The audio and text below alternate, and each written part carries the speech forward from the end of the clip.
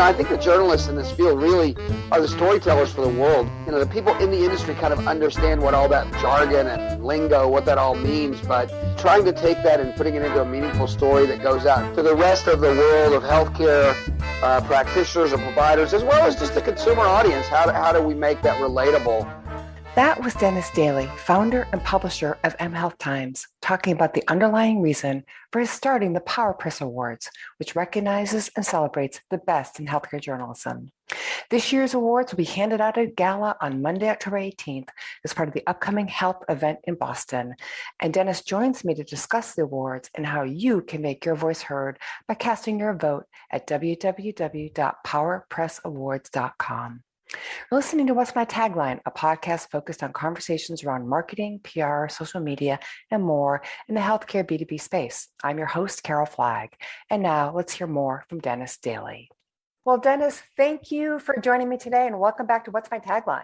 It's a pleasure. Thank you, Carol. It's so wonderful to talk to you. Oh, yeah. Good to talk to you again, too. So obviously, our listeners know that we're going to be talking about the PowerPress Awards in 2021 on our conversation today. But before we begin, as you know, I like to ask all my guests, if you had to describe yourself as a tagline, what would it be? My mentors tell me that my superpower is creating relationship and weaving and integrating people. So I think my tagline has to be building community in healthcare journalism. And it sounds like the PowerPress Awards that you've established sort of fits right in with that goal and that tagline. Well, it all started with the PowerPress party. When we started this, it was just an opportunity to get together a bunch of people who weren't really getting a lot of respect and to put them into a place where they can celebrate and honor each other. And to have some fun during these hardworking trade shows that all of us in the press go through. So yeah, to then incorporate the awards and have sponsors wanting to get behind that and really seeing that there is a tremendous amount of respect for healthcare journalists. It's been an exciting time to watch it grow. Yeah.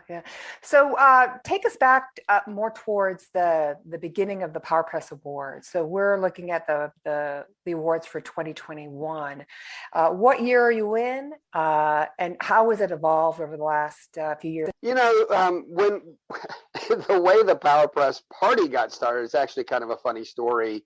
It was like the third day of HIMSS, and I was sitting in a press room out in Las Vegas, I think, and they were doing a keynote address that was being piped into the press room because there were so many people trying to cram in the room to watch it. So we were all there a little early, and there was quite a few journalists there. I would say there was probably 75 or 80 journalists that were sitting in the press room, and everybody was just kvetching about, oh, my feet are hurting. I walked 10 miles today. You know how it is, Carol. Everybody in there sounded like Rodney Dangerfield. I don't get any respect. So I didn't ask permission or anything. I just stood up in front of the whole press room and raised my hand, and I said, hey, if I have a party next year and it's only for us journalists, how many people would come? And every hand went up.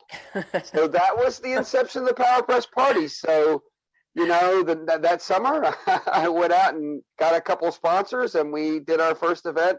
That was 6 years ago now. Oh, I guess it was 6 years ago now. So we had just a party for a couple of years. And then, we realized that, there's a lot of excellent work going on. People focused on certain categories and so forth. And really a lot of investigative journalism and trying to fight misinformation and trying to get to really shine a light on certain topics and to help I think the journalists in this field really are the storytellers for the world. I mean, we understand. The people in the industry kind of understand what all that jargon and lingo, what that all means, but trying to take that and putting it into a meaningful story that goes out to the rest of the world of healthcare practitioners and providers, as well as just the consumer audience. How do we make that relatable? So that's when we decided, a couple of years in, we decided that we would have the PowerPress Awards, and it's exciting. We have so many great nominees this year. The categories are really special. So I'm excited to tell your listeners about all that. Yeah, and so you're a journalist by trade. You've been in the media for quite a while. I know a 30 little bit, plus years. 30 plus years. Yeah. I know some of your personal stories as far as TV and some other things. Uh-huh. But it seems like recognizing excellence in journalism in the healthcare industry was a very, I guess, to me, natural extension of increasing the impact of the Power Press party and then adding this awards component. Yeah, I guess we kind of got the cart before the horse by having the party first and then having the awards. I know, But right? you wouldn't have the Academy Awards party, right? They do have a big party, but they They just do call it have the it. Academy Awards, right? They So do. They do. I think they have like not just a gala, but like several galas. Right. Right. yeah, Right. they have a Right. bunch of parties going on there, I think. Bunch of parties. So that's kind of what we do here. We have the Power Press Awards, and then when we give the presentation, we typically have a big party with it, and so that's coming up just 3 weeks, or just a couple of weeks from now. A couple weeks, and we're gonna talk about that in a little bit because I know everybody's that I've talked to in the industry is really looking forward to Oh, there's a lot of buzz. the health event in Boston. Yeah, yeah. So the awards themselves. So obviously we're award shows come in several different flavors. There's the Oscars, and then the Emmys and the Golden Globe, and those are all sort of nominating committees and whatnot. And then there's People's Choice Award, where the people decide. So what is the process for the Power Press Awards nomination process, and how the winners are determined for 2021? It's a great question, Carol. We really wanted to make it a cross. Both, right? We wanted to make it both public voting and have our private panel of experts be involved as well in the decision making. So we do that. So right now, any of your listeners can go to powerpressawards.com. There's a big prominent Vote Now button right there, and you can go in and see all the different categories and all the nominations of different categories. We started with our private judging panel, creating some of the initial nominations. And then we've had several people write in to nominate their favorites. So if you go to vote, if you're listening to this program and you go to vote and you don't see one of your favorites up there, there's a really easy nomination form. Just click on that, fill in some basic information. We'll send you a more detailed form that you can give us, the particular articles and where we could find the link and so forth that you were interested in. That will be reviewed by the private judging panel, and we can get it up there. But it's not too late. It's not too late to make a nomination, even right up until, a week before the presentation. So feel free, go online. If there's something else you'd like to see nominated in one of these categories, fill out the request, and we'll get it taken care of straight away. Yeah, great. And voting's really easy, right? Voting's really easy. You just voting go on is to easy. just pick a category, but you're only allowed one vote per category. So you have to pick your favorite. Right. So let's start with the categories then. What are the categories this year? I maybe they change year to year, but let's just, I guess, talk about this year. So we have 6 categories that we're focused on now, and I think they reflect a lot of the trends that we're seeing in the healthcare space. I mean, one of the most exciting categories we have is excellence in reporting on healthcare inequalities and disparities. So excellence in reporting on healthcare inequalities and disparities. That's something that's, I think, near and dear to all of us. Well, Yes. The pandemic has shined a big spotlight on, I would say, on categories of people that are being left behind, that are not getting the same kind of service that everyone else gets.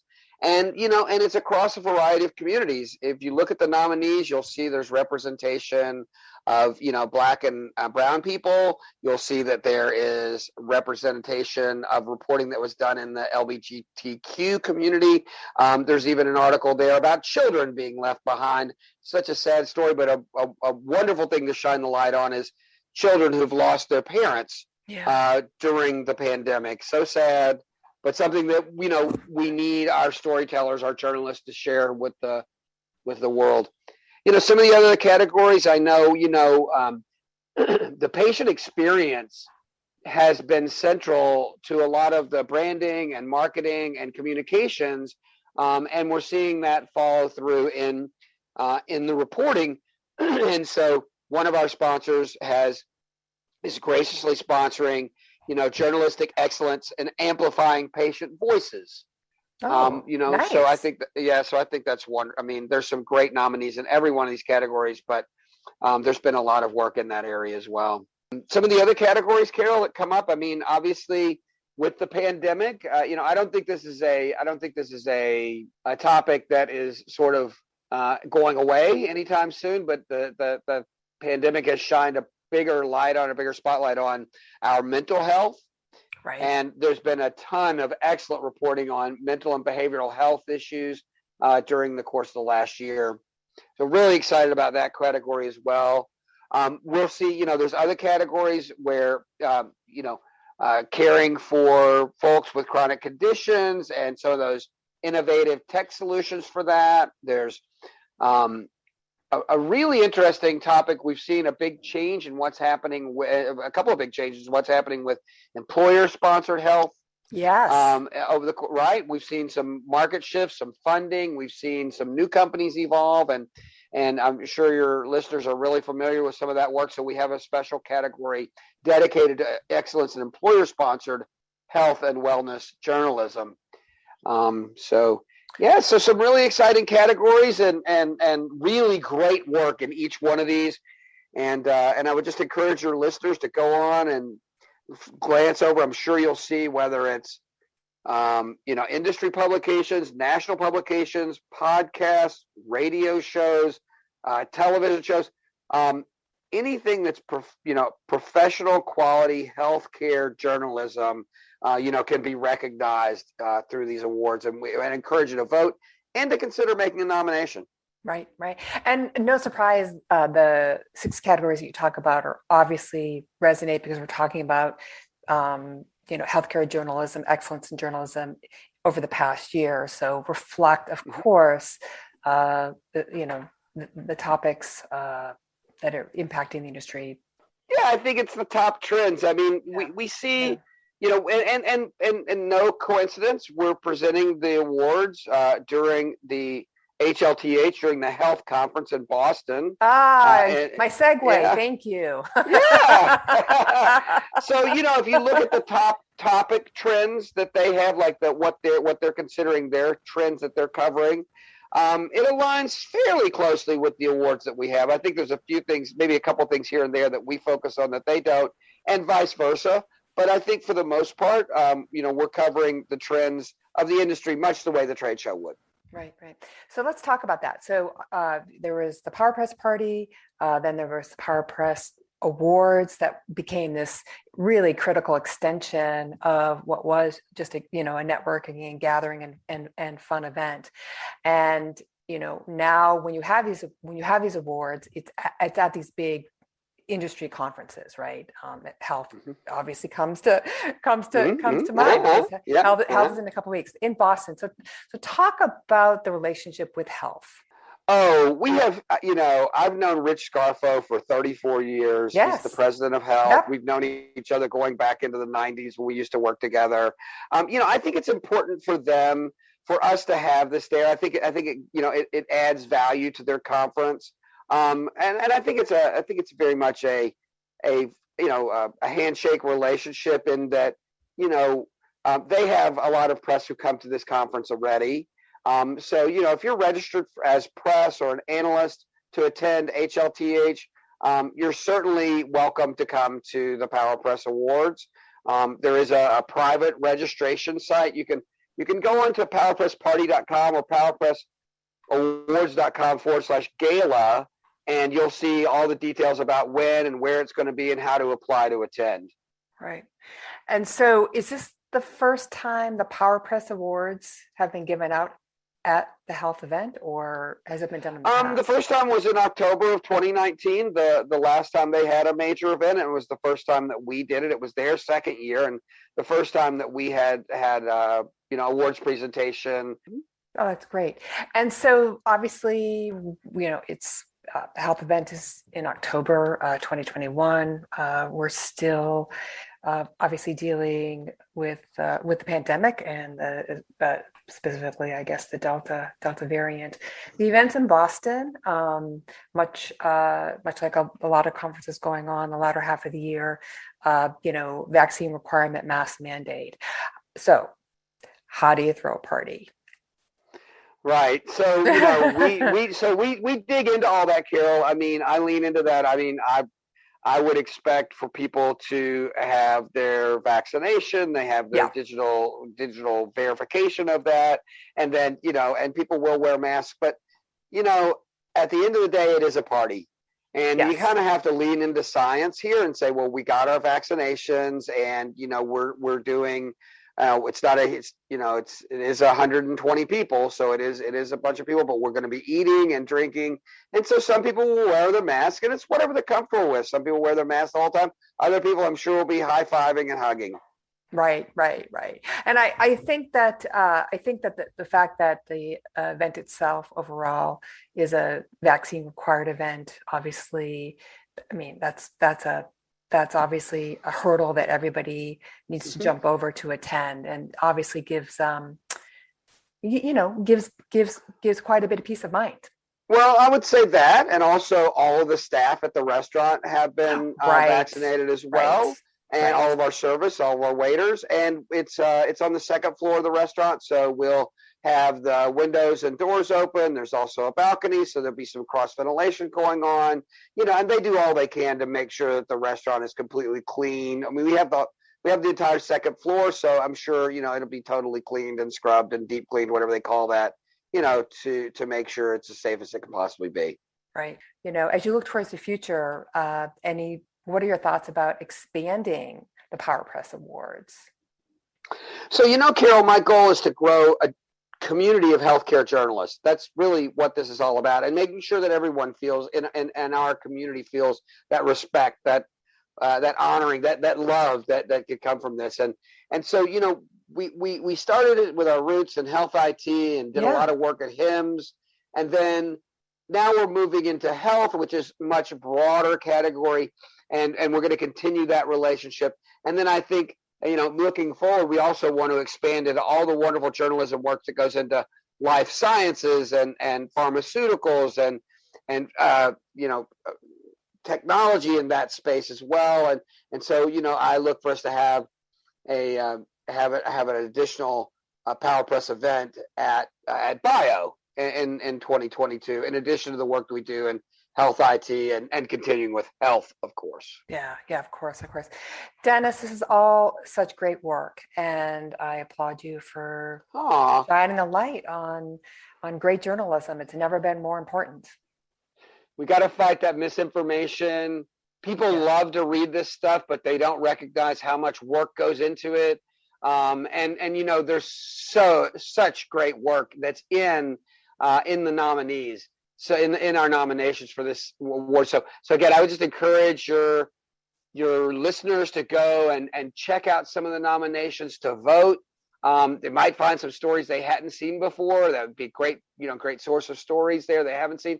And if there's one of their favorite stories that's not nominated, click that nomination form button and send me a message so I can get that person, that article reviewed, that person reviewed, and potentially get it up there right away. We will do that. You can learn more about the PowerPress Awards at www.powerpressawards.com and cast your vote or nominate your favorite story of the year. Be sure to connect with Dennis Daly on his LinkedIn page. Learn more about this show on the program page on healthcarenowradio.com. Have a guest or topic suggestion for the show? Send me an email at carol@healthcarenowradio.com or message me on Twitter at carolflag. Until then, I want to know, what's your tagline?